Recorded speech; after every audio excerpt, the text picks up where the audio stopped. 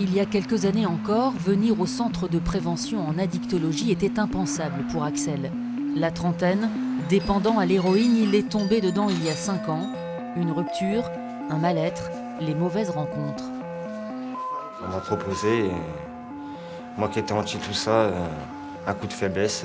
J'ai essayé une fois, 2 fois, et puis la troisième fois c'était trop tard, quoi. J'étais dedans. C'était comme un antidépresseur, on va dire. Un état d'euphorie, les problèmes étaient partis. À l'époque, il est boulanger, il fait beaucoup d'heures décalées. Avec l'héroïne en train et 3 grammes par jour, il ne sent plus la fatigue.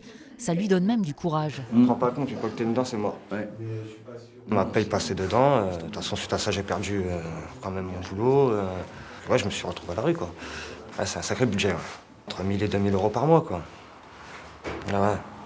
Donc, suite à ça, derrière, il y a tout ce qui est à côté, hein, tous les petits larcins à côté, la revente, les ceci, les cela, quoi. Arrivé à un certain moment, quand on n'a plus d'argent, l'envie, le manque est beaucoup plus fort. Bonjour Axel. Oh, bonjour. Les risques judiciaires ne sont pas loin. L'héroïne détruit sa vie, son couple, sa famille. Il arrête une première fois mais rechute. Donc là, tu reviens lundi? Mardi. Mardi? Donc je te donne pour 4 jours? Ouais.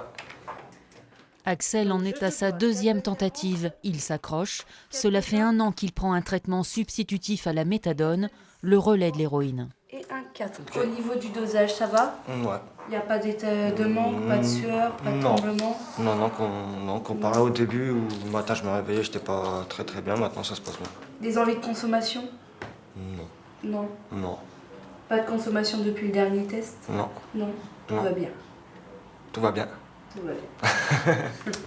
Ça peut prendre des années, ils peuvent rester sous traitement à vie, sachant que certains n'arrivent pas à s'en passer. Quand on décide d'arrêter le traitement, on redescend par palier pour qu'ils puissent, puisque la méthadone reste une drogue de substitution, pour leur permettre que le manque ne soit pas trop présent et que tout se passe bien. Hervé, bonjour. Axel paye cher sa toxicomanie sur le plan social aussi. Ici, les éducateurs vont favoriser sa réinsertion. C'est-à-dire qu'on essaie de se rencontrer assez régulièrement.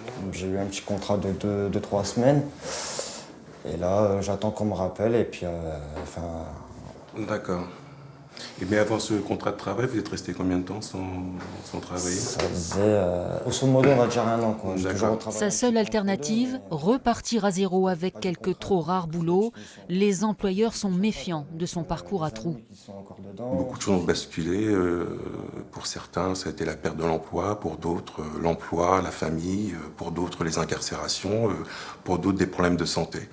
Donc il y a toute cette dimension à entendre et à accompagner. Il faut savoir que le chef d'orchestre dans cette affaire-là, c'est la personne qui vient. On ne peut rien faire sans son consentement vers un changement de vie.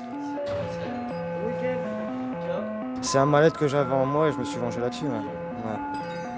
Après, il y a d'autres gens qui se vengent sur le sport, sur ceci, sur cela. Et moi, j'ai choisi cette voie-là et j'aurais pas dû.